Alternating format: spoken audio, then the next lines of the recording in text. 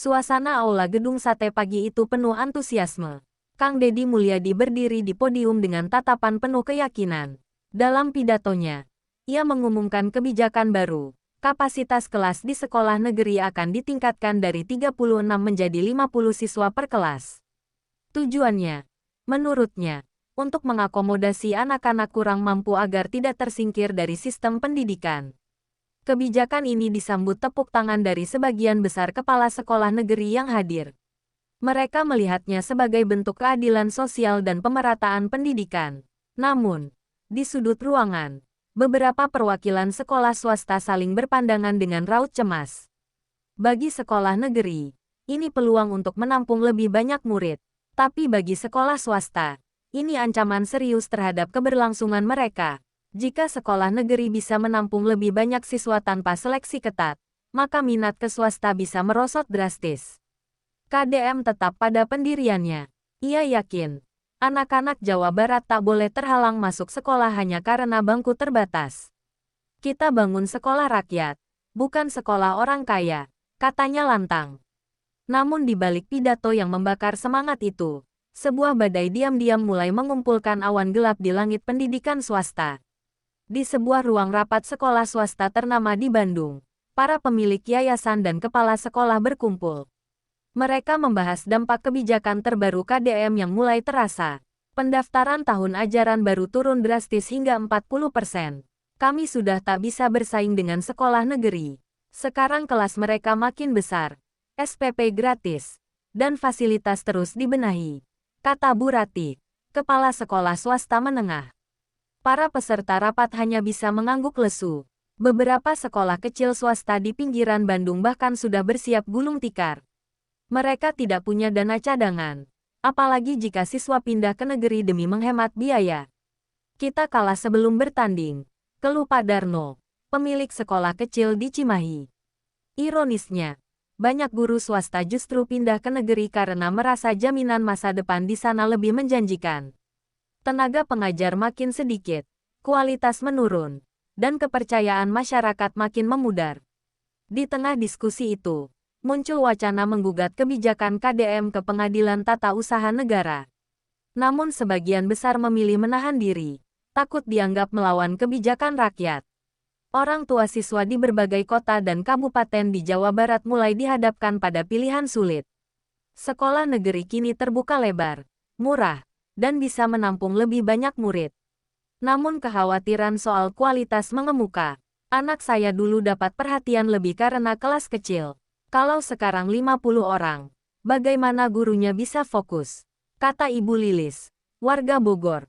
Banyak orang tua khawatir anaknya tenggelam di antara puluhan siswa lainnya. Namun tak sedikit pula yang bersyukur. Dulu, mereka harus bersusah payah menyekolahkan anak ke swasta karena kuota negeri terbatas. Kini mereka bisa menyelamatkan keuangan keluarga tanpa merasa bersalah. Diskusi publik pun menghangat. Ada yang memuji KDM sebagai pemimpin revolusioner. Ada pula yang menyebutnya sembrono karena tidak mempertimbangkan dampak jangka panjang. Media sosial dipenuhi debat antara pendidikan gratis massal vs kualitas pendidikan. Sementara itu, para kepala sekolah negeri mulai merasakan beban tambahan. Ruang kelas makin penuh. Guru makin kewalahan, dan kedisiplinan siswa mulai goyah. Di sekolah negeri, para guru mulai mengeluh. Mengajar 50 siswa dalam satu kelas bukan perkara mudah. Saya serasa orator, bukan pendidik, kata Pak Adang, guru matematika di SMA Negeri Tasikmalaya. Guru-guru mulai mengalami kelelahan mental. Koreksi tugas jadi pekerjaan malam. Interaksi personal dengan siswa berkurang drastis. Anak-anak bermasalah jadi makin tak terpantau, ujar Bu Susi, guru BK di Cianjur. Pihak Dinas Pendidikan mencoba menenangkan para guru dengan menjanjikan tambahan honor dan pelatihan. Namun pelaksanaannya lambat, dan guru tetap merasa tak didengar. Sebagian guru mulai membandingkan kebijakan ini dengan negara-negara maju. Kelas di Finlandia saja maksimal 20 orang. Kenapa kita malah diperbanyak? Cetus seorang pengajar di forum diskusi daring. Namun suara guru sering kalah dengan narasi besar, pendidikan untuk semua. Mereka dituntut menerima kenyataan dan tetap semangat. Dampak kebijakan KDM benar-benar menghantam sekolah swasta. Beberapa sekolah menengah ke bawah sudah tutup. Gedung kosong. Papan nama dilepas. Guru kehilangan pekerjaan. Pak Rojak, pendiri Yayasan Pendidikan Kecil di Karawang, harus menjual mobil dan rumahnya demi membayar pesangon guru. Saya tak menentang pemerataan, tapi jangan bunuh kami pelan-pelan, katanya getir. Sementara sekolah menengah ke atas bertahan dengan strategi baru, menawarkan nilai tambah seperti program bilingual, kelas khusus, atau fasilitas ekstra. Tapi ini hanya efektif untuk kalangan menengah atas. Di Cirebon, sebuah SMA swasta beralih jadi lembaga kursus karena tak mampu lagi mengisi kuota siswa. Dunia pendidikan kita berubah terlalu cepat, ujar kepala sekolahnya. Dinas Pendidikan swasta sudah mengirimkan surat keberatan ke provinsi, tapi belum ada tanggapan konkret.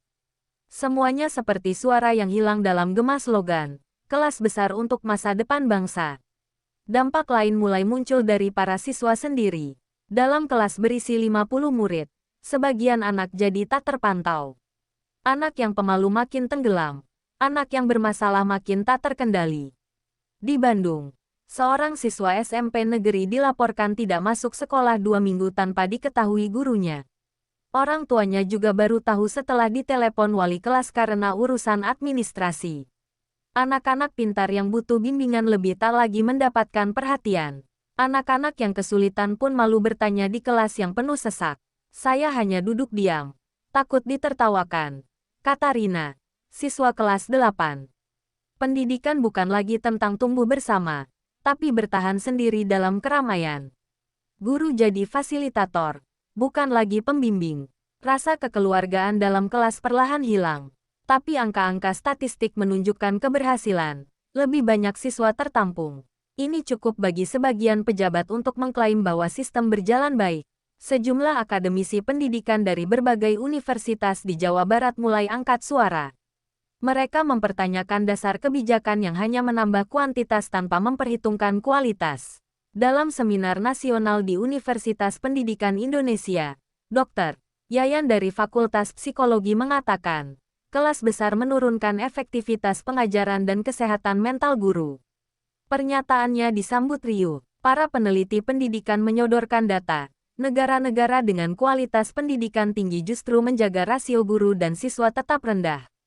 Pendidikan itu bukan pabrik, tegas seorang narasumber lain.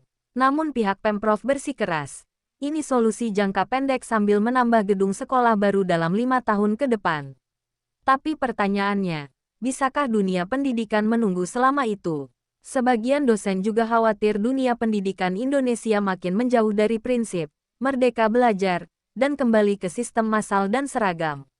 Melihat meningkatnya polemik, Gubernur KDM akhirnya mengundang perwakilan sekolah swasta, guru, dan akademisi untuk berdialog terbuka. Dialog ini disiarkan langsung di kanal YouTube resmi Pemprov Jabar. Dalam forum itu, KDM mengakui adanya kekurangan dalam implementasi kebijakan. Namun ia tetap membela tujuan besarnya, meniadakan anak putus sekolah karena tidak tertampung. Negara tak boleh kalah oleh meja sekolah yang kurang. Katanya, perwakilan sekolah swasta meminta insentif dan perlindungan. Kami bukan pesaing negeri, tapi pelengkap, ujar Bu Atik, pemilik sekolah Islam swasta.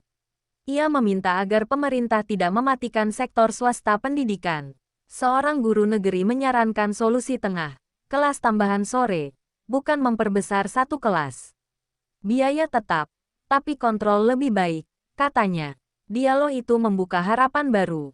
KDM terlihat mulai mempertimbangkan revisi kebijakan. Beberapa bulan setelah dialog, Pemprov Jabar mengeluarkan revisi kebijakan. Kapasitas maksimal dikembalikan ke 40 siswa, namun diperbolehkan kelas paralel tambahan di sekolah-sekolah dengan animo tinggi. Pemprov juga mengalokasikan subsidi operasional untuk sekolah swasta kecil yang terdampak, dengan syarat menjaga kualitas dan transparansi. Ini menjadi angin segar bagi sekolah swasta yang hampir kolaps.